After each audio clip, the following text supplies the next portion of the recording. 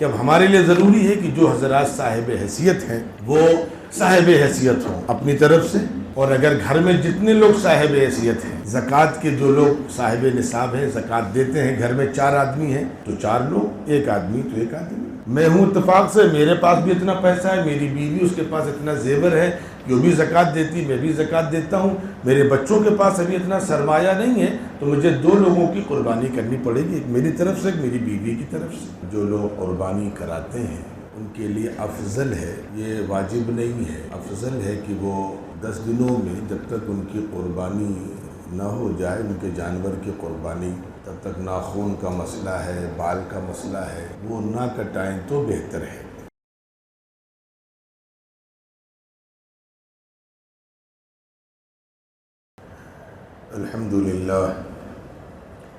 الحمدللہ رب العالمین، والصلاة والسلام علی سید المرسلین محمد وآلہ وصحبہ اجمعین ومن تبعهم بإحسان إلى يوم الدين، اما بعد۔ اعوذ باللہ من الشیطان الرجیم، بسم اللہ الرحمن الرحیم۔ وَإِذِ ابْتَلَىٰ إِبْرَاهِيمَ رَبُّهُ بِكَلِمَاتٍ فَأَتَمَّهُنَّ قَالَ إِنِّي جَاعِلُكَ لِلنَّاسِ إِمَامًا قَالَ وَمِن ذُرِّيَّتِي قَالَ لَا يَنَالُ عَهْدِي الظَّالِمِينَ صدق اللہ العظیم۔ رب اشرح لي صدری ويسر لي أمری واحلل عقدة من لسانی يفقهوا قولی۔ سبحانك لا علم لنا إلا ما علمتنا إنك أنت العليم الحكيم۔ سبحان ربك رب العزة عما يصفون وسلام على المرسلين والحمد لله رب العالمين۔ قابل احترام بزرگوں، عزیز دوستو، یہ جو مہینہ چل رہا ہے، یہ اس مہینے کا نام ہے ذو القعدہ،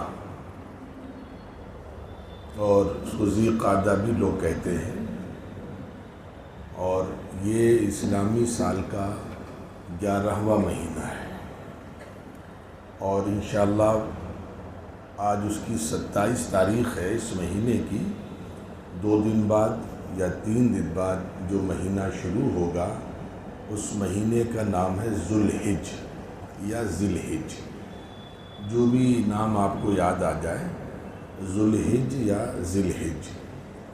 وہ مہینہ اسلامی سال کا آخری مہینہ ہے، اس کو حج والا مہینہ بھی کہتے ہیں۔ 2 دن بعد امید ہے، آج 27 ہے، جمعہ ہے، کل 28 اتوار کو 29 ہے، تو احتیاطاً جو لوگ قربانی کراتے ہیں ان کے لیے افضل ہے، یہ واجب نہیں ہے، افضل ہے کہ وہ 10 دنوں میں جب تک ان کی قربانی نہ ہو جائے، ان کے جانور کی قربانی، تب تک ناخون کا مسئلہ ہے، بال کا مسئلہ ہے، وہ نہ کٹائیں تو بہتر ہے۔ بعض مسائل ایسے ہوتے ہیں، میں اسی لیے احتیاط بھی کرتا ہوں کہ اس کرسی سے مسائل نہ ذکر کیے جائیں۔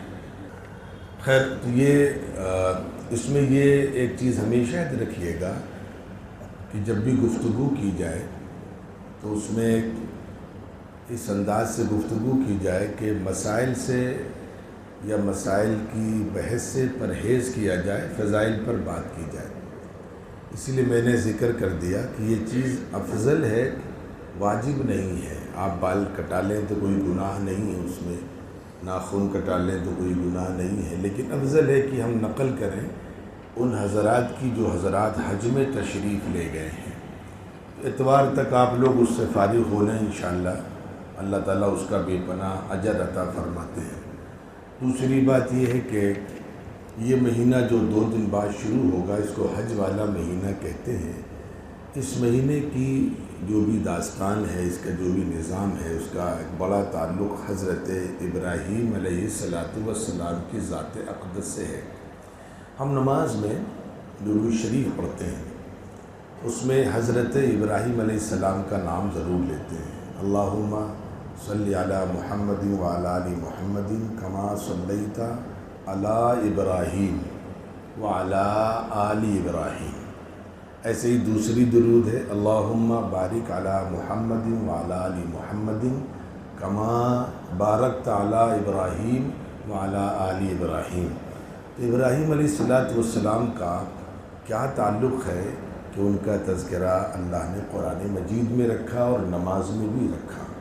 میری آپ حضرات سے گزارش ہے، ابراہیم علیہ السلام کا بلکہ میں جو بھی اللہ توفیق دیں گے آج اسی حوالے سے گفتگو کرنے کی کوشش کروں گا۔ آپ کے بہت سے زندگی کے نمونے ہیں۔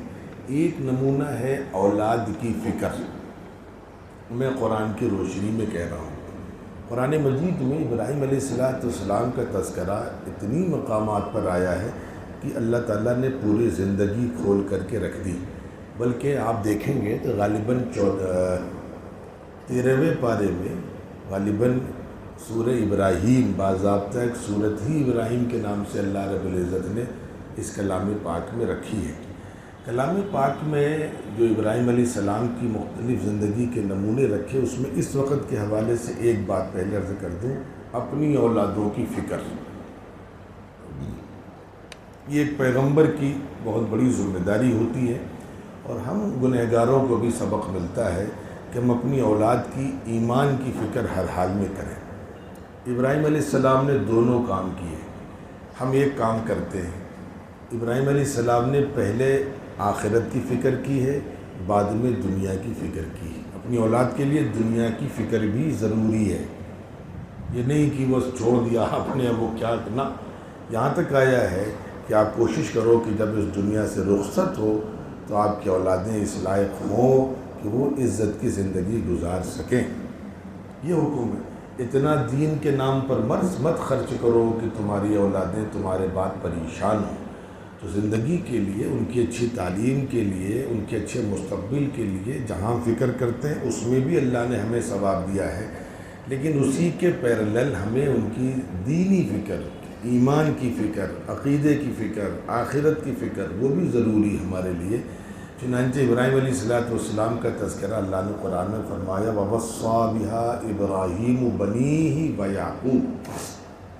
ابراہیم علیہ السلام نے اپنی اولادوں کو وصیت فرمائی، یا بنی ان اللہ اصطفیٰ لکم الدین، دیکھو میرے بچوں، اللہ نے تمہیں دین عطا فرمایا ہے، اس دین کی قدر کرنا۔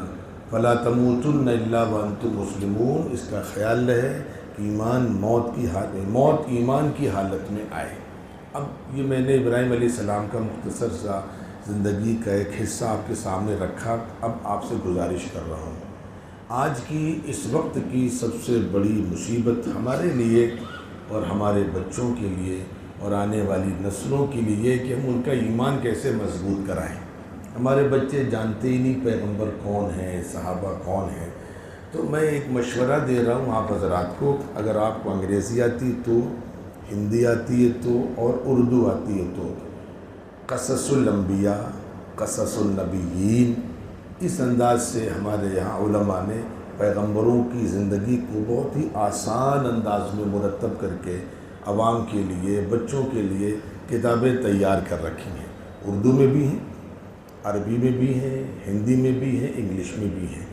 آپ ندوے چلے جائیں، ندوے کے بغل میں کتابوں کی جو مارکیٹ ہے ندوے کے اندر، امین آباد، جہاں بھی آن لائن بھی آپ لے سکتے ہیں، وہ کتابیں گھر میں ضرور منگائیں اور ضرور منگا کر بچوں کو بتلائیں۔ ابراہیم علیہ بطور اس وقت تو ابراہیم علیہ السلام کی بات میں نے کہا، تمام پیغمبروں کے بارے میں جتنا ممکن ہو آپ ان کو بتلائیں کہ ان کی زندگی کیا ہے، اس لیے کہ پیغمبروں کی زندگی جب ہمارے سامنے ہوتی ہے تو ایمان ہمارا مضبوط ہوتا ہے، اور اگر پیغمبروں کی زندگی نہ ہو تو ایمان ہمارا کمزور ہو جاتا ہے۔ ابراہیم علیہ السلام کے مقام و مرتبے کو سمجھنے کے لیے ہم اگر دو باتیں عرض کر دیں تو میں سمجھتا ہوں کہ یہ سب سے بڑا تعارف ہے۔ پہلی بات یہ کہ آپ صرف نبی نہیں ہیں بلکہ ابو الانبیاء ہیں، نبیوں کے باپ ہیں۔ آپ کا ایک بہت بڑا اعزاز آدم علیہ السلام کے بعد یہ ہے کہ آپ کی نسل میں اللہ نے جتنے پیغمبر بھیجے، کسی دوسرے پیغمبر کی نسل میں اللہ نے اتنے پیغمبر نہیں بھیجے۔ اور اس وقت دنیا میں جتنے مشہور مذاہب ہیں ان سب کا تعلق حضرت ابراہیم علیہ السلام سے ہے۔ مثال کے طور پر آپ یہودیت کو لے لیجیے، یہ بھی آپ کی اولادیں ہیں، اسحاق علیہ السلام، یعقوب علیہ السلام، یوسف علیہ السلام، پھر اسی نسل میں بہت بعد میں جا کر کے موسیٰ علیہ السلام، پھر اسی نسل میں آگے جا کر داؤد علیہ السلام، سلیمان علیہ السلام، یہ سب ابراہیم علیہ السلام کے اولادوں میں ہیں، یہ سب یہودی ہیں۔ اس کے بعد اگر آپ عیسائیت کو لینا چاہتے ہیں، یہودیوں میں بطور خاص 2 پیغمبر اور تینوں، ایک داؤد علیہ السلام، ان کو زبور اللہ نے دی، وہ بھی آپ کی نسل میں، موسیٰ علیہ السلام جن کو اللہ نے توریت عطا فرمائی، وہ بھی آپ کی نسل میں، اور اس کے آگے عیسیٰ علیہ السلام کا جو ایک ننیحالی تعلق ہے زکریا علیہ السلام کے ذریعے سے، یا ان کے نانا حضرت عمران جن کا تذکرہ اللہ نے قرآن مجید میں سورہ بقرہ کے بعد پوری ایک سورت رکھی، سورہ آل عمران۔ آل عمران کا مطلب ہے عمران کی فیملی، عمران کی فیملی کا تذکرہ۔ عمران کون ہے؟ عیسیٰ علیہ السلام کے نانا ہے، مریم علیہ السلام کے ابا ہیں، ان کا بھی تعلق حضرت ابراہیم علیہ السلام سے۔ برکیف آپ ابو الانبیاء ہیں، نبیوں کے باپ ہیں، ایک تعلق۔ دوسرا تعلق ابراہیم علیہ السلام کا ہمیں معلوم ہونا چاہیے، اور مختصر سے زندگی اگلے ہفتے انشاءاللہ میں کچھ اور مسائل لینے کی کوشش کروں گا، آج مختصر سے زندگی رکھنے کی کوشش کروں گا۔ دوسرا سب سے بڑا تعارف ابراہیم علیہ السلام کا ہمارے لیے یہ ہے کہ آپ محمد الرسول اللہ صلی اللہ علیہ وسلم کے جد امجد ہیں، دادا ہیں۔ محمد الرسول اللہ صلی اللہ علیہ وسلم جس نسل میں پیدا ہوئے، آپ اوپر جائیے اور اوپر جائیے اور اوپر جائیے، ایک آپ کے دادا ملیں گے، ان کا نام ہے اسماعیل علیہ السلام، اور اسماعیل علیہ السلام کے والد حضرت ابراہیم علیہ السلام۔ اب یہاں پر ایک چیز اور سمجھ لیں، ابراہیم علیہ السلام عراق کے علاقے میں پیدا ہوئے، اور یہاں پر دیکھیے گا ابھی کہ عیسائیوں کے یہاں ان کو ابراہم کہتے ہیں، ہمارے یہاں ابراہیم کہتے ہیں، اور ہمارے ہندوستان میں کچھ برادریاں ہیں جو ان کو برہما کے نام سے جانتی ہیں، وہ اپنے آپ کو برہمن کہتی ہیں۔ اب بہرکیف ان کا معاملہ میں اس وقت نہیں ذکر کروں گا، میں اپنی بات رکھوں۔ یہودیوں نے، اور یہ چیز معلوم ہے یہودیوں کو کہ ہم ان کی اولاد ہیں، اور یہ بھی معلوم ہے کہ جو دوسرے عرب ہیں وہ اسماعیل علیہ السلام کی نسل میں ہیں، اور یہودی اسحاق علیہ السلام کی نسل میں ہیں۔ اور قرآن مجید نے تو ہمیں بہت آگاہ کر دیا ہے، خبردار کیا ہے کہ ان سے دور رہنا، لیکن جب موت آتی ہے تو اسی انداز کے انسان غلط فیصلے کرتا ہے، کیونکہ یہ ہمارے ازلی دشمن ہیں۔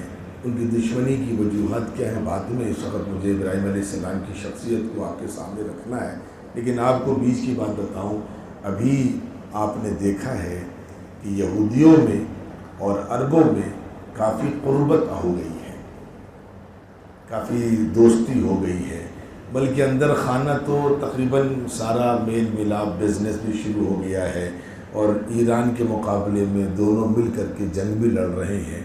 وہ الگ چیز ہے، اس میں ایران کی جنگ کا ذکر نہیں کروں گا، لیکن امریکہ نے ان کو جو قریب کیا ہے اس کے لیے انہوں نے ایک بہت خوبصورت ٹائٹل دیا ہے کہ بھائی تم لوگ کیوں لڑ رہے ہو آپس میں، تم تو آپس میں کزن بردرز ہو۔ عربوں کو سمجھایا کہ یہ تمہارے چچا زاد بھائی ہیں، اسرائیل کو سمجھایا یہ بھی تمہارے چچا زاد بھائی ہیں، تو عربوں کو اس انداز سے ایک لالی پاپ دیا کہ تمہیں تو ان سے دوستی کرنی چاہیے۔ اب عقل میں جب گوبر بھر جائے تو ایسے ہی فیصلے کرتے ہیں کہ گویا کہ عربوں نے اس وقت کام یہ کیا، جیسے میں یوں بتاؤں کہ میں اپنے چچا زاد بھائیوں سے دوستی کر کے اپنے حقیقی بھائیوں کو قتل کراؤں، یہ عرب کام کرنا ہے۔ بھائی ٹھیک ہے، تم سے دوستی کرنی ہی نہیں کرنی وہ الگ بحث، لیکن تم ہمارے سگے بھائیوں کو مار رہے ہو، اس کی اجازت تو کہیں سے نہیں آ سکتی۔ فلسطین تو عرب ہی ہیں، اور اگر دیکھا جائے تو نسلاً ہو سکتا ہو اسماعیل علیہ السلام کے اولادوں میں ہوں، تو یہ تو ہمارے سگے بھائی ہوئے۔ تو چچا زاد بھائیوں سے دوستی کر کے عربوں نے سگے بھائیوں کا قتل عام کروایا۔ مجھے خالی جس پوائنٹ کے لیے یہ اشارہ دینا تھا وہ یہ کہ امریکہ نے ان دونوں سمندر کے کناروں کو ملانے کے لیے ابراہم ایکارڈ کروایا، you are the cousin brothers, آپ لوگ تو چچا زاد بھائی ہیں، مل کے رہیے آپس میں. خیر وہ مل کر ہی کاٹتے ہیں، ان کی پرانی رنجش ہے، پرانی روایت ہے، ادھر ہم کو نہیں جانا. ہم ابراہیم علیہ السلام کی ذات کی طرف آ رہے ہیں. اب ابراہیم علیہ السلام عراق میں پیدا ہوئے. اب ہمارے لیے آپ نمونے سمجھتے چلیے کیا نمونے ہیں، اور ان کو اللہ تعالیٰ نے اتنا بڑا مقام کیوں دیا ہے وہ سمجھیے گا. ابراہیم علیہ السلام نے جو آنکھ کھولی، اس میں اللہ کی قدرت بھی ہے اور ہمارے لیے نمونہ بھی ہے. ابراہیم علیہ السلام نے ایک ایسے علاقے میں اور اس علاقے کے ایک ایسے گھر میں آنکھ کھولی جو بت پرستی کا مرکز تھا. آپ اگر ہندوستان کے ماحول سے واقف ہیں تو جتنے خدا اس وقت ہیں آپ تصور کر لیں کسی انداز کا ماحول وہاں بھی تھا. بلکہ وہاں تو اس سے آگے بڑھ کر کہہ سکتا ہوں میں کہ وہاں کا جو بادشاہ تھا وہ اپنے آپ کو خدا کہتا تھا. اور ابراہیم علیہ السلام کے جو باپ تھے آزر، جن کا نام ہے قرآن مجید میں یہ نام آیا ہے آزر، وہ سمجھیے کہ اس کمیٹی کا چودھری تھا. جو کمیٹی وہاں بتوں کی پرستش کرانا، اس کے لیے پروگرام کرانا، اس کو فروغ دینا، بتوں کو پھر بنانا، ان کا کاروبار کرنا، بزنس کرنا، وہ پورے اس کمیٹی کے چیئرمین تھے، ڈائریکٹر تھے. اللہ تعالیٰ نے پہلی چیز تو یہ دکھلائی کہ اللہ کی ذات جہاں سے چاہتی وہاں سے اپنے دین کا ایک انتظام کر لیتی ہے. ابراہیم علیہ السلام وہاں پیدا ہوئے، بت پرستی کے بیچ میں پیدا ہوئے، لیکن انہوں نے اس کو کنارے کر دیا اور اللہ کی عبادت کرنے لگے.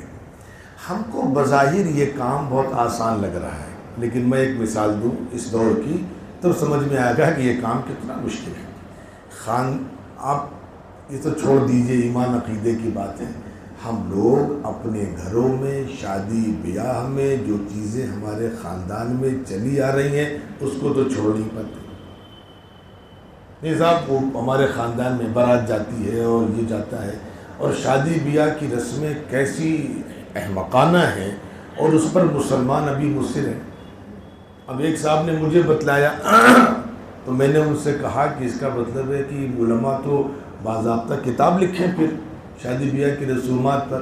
مجھے معلوم نہیں چونکہ ہم رسومات سے بچتے ہیں.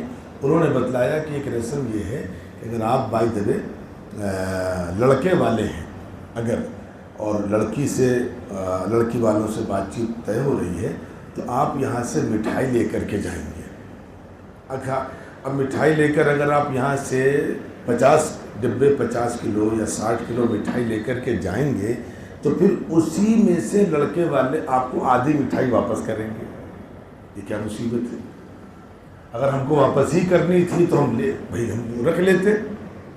60 کلو لے جانی تھی ہم کو اور 30 کلو آپ کو اسی میں سے. اچھا آپ الگ سے مٹھائی دیں تب بھی بات سمجھ میں آتی، وہ آپ دیں گے نہیں. لڑکے والے جو لے کر گئے اسی میں سے آپ دیں گے کہ اب جو واپس لے جاؤ. اور اگر آپ ایسا نہیں کریں گے تو لڑکے والے برا مان جائیں گے. آپ بتائیے کتنے گھرانے ہیں جو اس سماجی برائی کے اور سماجی مصیبت کے خلاف نکل پانے کی ہمت کرتے ہیں؟ بتائیے. بڑے بڑے مولوی سرنڈر کر دیتے ہیں. اب اس سے تصور کریے ابراہیم علیہ السلام کو. یہاں تو ایک رسم سے ہم مخالفت نہیں کر پا رہے، انہوں نے پورے پرانے جو ایک غلط مذہب، بے بنیاد مذہب، خدا کے باغی اور دشمن اور شیطان کے پجاری، اس پورے مذہب سے بغاوت کر دی. یہ کوئی آسان چیز تو تھی نہیں. اس کے مقابلے میں ایک مثال اور دے رہا ہوں. علامہ اقبال کے سلسلے میں بعض علماء جو ان کے قدر کے بہت زیادہ قائل ہیں، اس کی وجہ یہ بھی لکھتے ہیں کہ ہم تو یورپ گئے نہیں، جو ہندوستان میں پیدا ہوئے یہیں رہتے ہیں. یہاں رہ کر یورپ کی نقل پر بہت فخر محسوس کرتے ہیں. یہاں رہ کر وہ جو کرتے ہیں وہ ہم کرنے لگے ویسے. اور آپ تصور کریے اگر ہم یورپ چلے جائیں تو کیا حال ہوگا. اگر ہم 2-4 سال یورپ میں ہی رہ لیں گے، کینیڈا میں، امریکہ میں، تو ہمارا کیا حال ہوگا. ہم کبھی گئے نہیں، ان کی شکل نہیں دیکھی، وہ شہر نہیں دیکھے.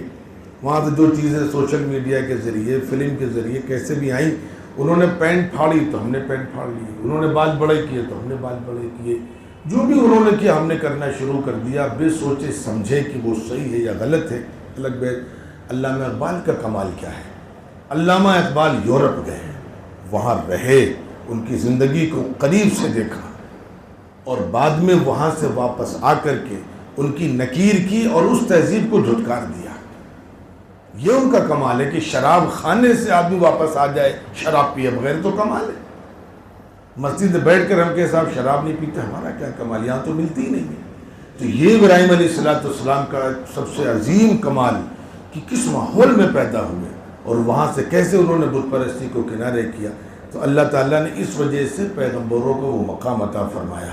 اب ابراہیم علیہ السلام وہاں سے نکلے، باپ نے بھگا دیا۔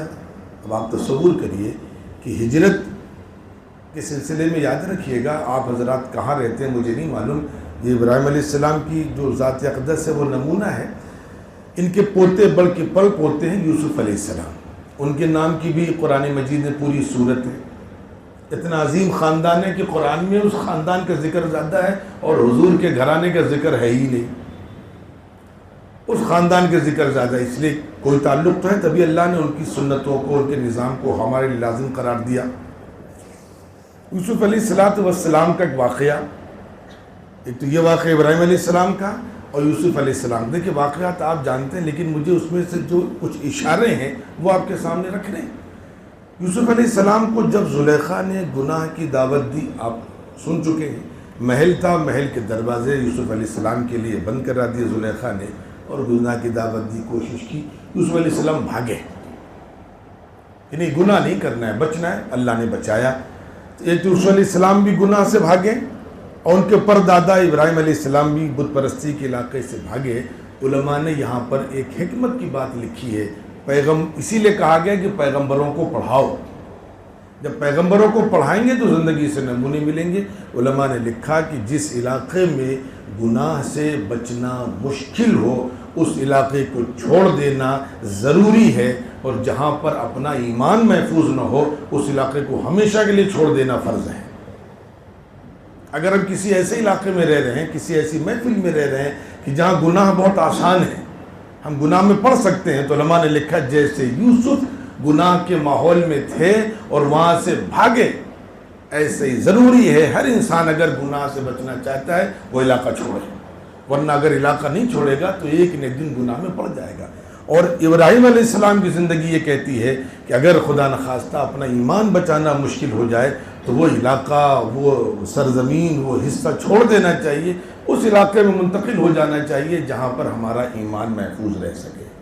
تو ابراہیم علیہ السلام کا یہ تعلق ہے۔ پھر ابراہیم علیہ السلام وہاں سے نکال دیے گئے، باپ نے بھگایا، ابراہیم علیہ السلام کو سمجھا رہے ہیں لم تعبدوا الشیطان، لیکن باپ کی سمجھ میں یہ چیزیں نہیں آئی۔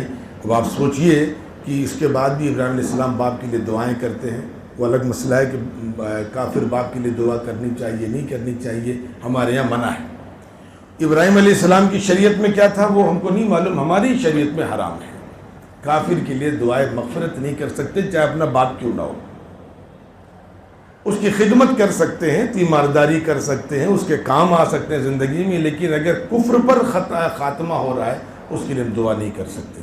چنانچہ ابراہیم علیہ السلام کی دوسری قربانی، میں آخر بس جلدی سمیٹنے کی کوشش کروں گا کہ وہ قربانی جو سب سے سلسلہ چل رہا ہے اس کو ذرا اس ہفتے سمجھا دوں اور اگلے ہفتے انشاءاللہ دوسرے مسائل رکھوں گا انشاءاللہ، اسی لیے میں نے لے لیا، اور ٹاپک تھے لیکن میں نے کہا وہ قربانی کے بعد انشاءاللہ بقرعید کے بعد کریں گے۔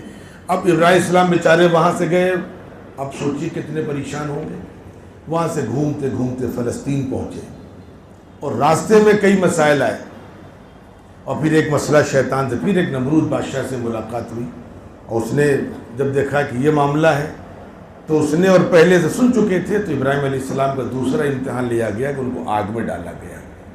اب یہاں ایک چیز سمجھ لیجئے گا ذرا سا جلدی سے، جو میں بار بار کہہ رہا ہوں، نئی نسل کو پڑھائیے۔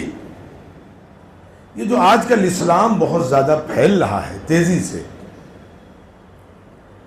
تو اب اس میں سمجھ میں آ رہا ہے کہ جو لوگ الزام لگاتے تھے کہ صاحب اسلام تو تلوار سے پھیلا، اچھا اسلام پھیل کہاں رہا ہے؟ یورپ میں، عرب ملکوں میں اسلام اتنا نہیں پھیل رہا، افریقہ میں، یورپ میں جہاں مسلمان خود بہت کمزور ہیں، مہاجر ہیں، اقلیت میں ہیں، پردیسی ہیں، ہجرت کر کے گئے ہیں، حکومت عیسائیوں کی ہے یا دوسروں کی ہے، وہاں اسلام کیوں پھیل رہا ہے؟ اس کی وجہ یہ ہے جیسے ابراہیم علیہ السلام کو اللہ نے کفرستان میں ایمان کی روشنی عطا فرمائی، ایسے اللہ تعالیٰ آج بھی اپنے خوش نصیب بندوں کو وہ چاہے جہاں ہوں ایمان کی روشنی عطا فرما دیتے ہیں۔ آج کیوں پھیل رہا ہے اسلام؟ اس کی وجہ اسلام تیزی سے پھیل رہا ہے۔ میں نے اس سے پہلے بہت پہلے آپ کے یہاں گفتگو بھی کی ہے کہ سائنس نے بہرکیف جہاں بہت سے اچھے برے کام کیے، وہاں ایک اچھا کام یہ بھی کیا کہ نئی نسل کے ذہنوں میں سوچ پیدا کر دی ہے۔ وہ چاہے ہمارے بچوں چاہے دوسروں کے بچوں، سوچ پیدا کر دی ہے۔ اب وہ آنکھ بند کر کے کسی چیز کو قبول کرنے کے لیے تیار نہیں ہے۔ چنانچہ ان کے جو مذہبی عقائد ہیں، جب وہ اپنے مذہبی گرو کے پاس، چودھری کے پاس، رہبر کے پاس جاتے ہیں تو بیچارہ سمجھا نہیں پاتا، لیکن جب وہ خدا نہ خواستہ مسلمانوں سے ٹکرا جاتے ہیں تو اللہ کا شکر کہ پھر قرآن ان کی ایسی رہبری کرتا ہے کہ ہاتھ پکڑ کے ان کو پہنچا دیتا ہے قرآن۔ چنانچہ یہاں پر عیسائیوں نے بڑے اعتراضات کیے کہ ایک شخص کو آگ میں ڈالا جائے وہ نہ جلے، یہ تو مذاق لگتا ہے، کہانی لگتی ہے، افسانہ لگتا ہے۔ لیکن جب سائنس نے ترقی کی تو بہت ساری چیزیں نئی پیش ہوئیں کہ نہیں ایسا ممکن ہے، انسان کر سکتا ہے تو اللہ کیوں نہیں کر سکتے۔ ابھی کل میں دیکھ رہا تھا، جب تیاری کر رہا تھا تو کل دیکھ رہا تھا کہ چائنا نے کوئی بڑا بلینکٹ تیار کیا ہے۔ ایسا بلینکٹ ہے کہ اگر کار میں آگ لگ جائے تو اس بلینکٹ سے کار کو ڈھک دو، آگ بجھ جائے گی، اس بلینکٹ میں آگ نہیں لگے گی۔ اور اس سے پہلے بہت سی مثالیں دی جا چکی ہیں۔ تو انسان ایسا کر سکتا ہے کہ ایک چیز آگ میں ہو اور نہ جلے، تو اللہ تعالیٰ کیوں نہیں کر سکتے اپنے محبوب بندے کے لیے، اپنے پیغمبر کے لیے؟ اس لیے اللہ نے ابراہیم علیہ السلام سے دوسری قربانی لی۔ اب یہاں قربانی کی بات آئی تو میں بہرکیف اب یہی بات سمیٹ رہا ہوں۔ انشاءاللہ اس مضمون کو اگلے جمعے کو بھی لیں گے انشاءاللہ، کہ اب ہمارے لیے ضروری ہے کہ جو حضرات صاحب حیثیت ہیں وہ صاحب حیثیت ہوں اپنی طرف سے، اور اگر گھر میں جتنے لوگ صاحب حیثیت ہیں، زکوٰۃ کے جو لوگ صاحب نصاب ہیں، زکوٰۃ دیتے ہیں، گھر میں 4 آدمی ہیں تو 4 لوگ، 1 آدمی تو 1 آدمی۔ میں ہوں اتفاق سے، میرے پاس بھی اتنا پیسہ ہے، میری بیوی اس کے پاس اتنا زیور ہے، جو بھی زکوٰۃ دیتی میں بھی زکوٰۃ دیتا ہوں، میرے بچوں کے پاس ابھی اتنا سرمایہ نہیں ہے، تو مجھے 2 لوگوں کی قربانی کرنی پڑے گی، ایک میری طرف سے، ایک میری بیوی کی طرف سے۔ اب اگر ہم اپنے مرحومین کی طرف سے قربانی کرانا چاہتے ہیں، ہمارے دادا کا انتقال ہو گیا، دادی کا انتقال ہو گیا، ایک جمہور علماء کا قول ہے کہ بالکل ان کی طرف سے کرا سکتے ہیں۔ حضور پاک علیہ الصلوۃ والسلام کے احسانات ہیں ہم پر، ان کے لیے، ان کی طرف سے ثواب کے لیے قربانی کرانا چاہیں، علماء نے اس کی بھی اجازت دی، بالکل قربانی کرا سکتے ہیں آپ، لیکن وہ واجب نہیں ہے، فرض نہیں ہے۔ ہماری حیثیت ہے تو کرا دیں، نہیں ہے تو نہیں کرائیں۔ ہاں اپنی طرف سے نہیں کرائیں گے تو گنہگار ہو جائیں گے۔ میں اپنی طرف سے نہیں کراؤں، اپنی بیوی کی طرف سے نہیں کراؤں تو گنہگار ہو جاؤں گا۔ دادا مرحوم، دادی مرحومان، نانی، ماموں، اساتذہ، ان کی طرف سے اللہ نے دی صلاحیت تو کرا دیں، اور نہیں اتنا پیسہ ہے تو نہ کرائیں، کوئی مسئلہ نہیں، بالکل اس کی اجازت اللہ کے رسول صلی اللہ علیہ وسلم کی طرف سے ملی ہے۔ بس انشاءاللہ اسی سلسلے کو میں اگلے درس میں، اگلے جمعے میں لینے کی کوشش کروں گا۔ والسلام علیکم ورحمۃ اللہ وبرکاتہ۔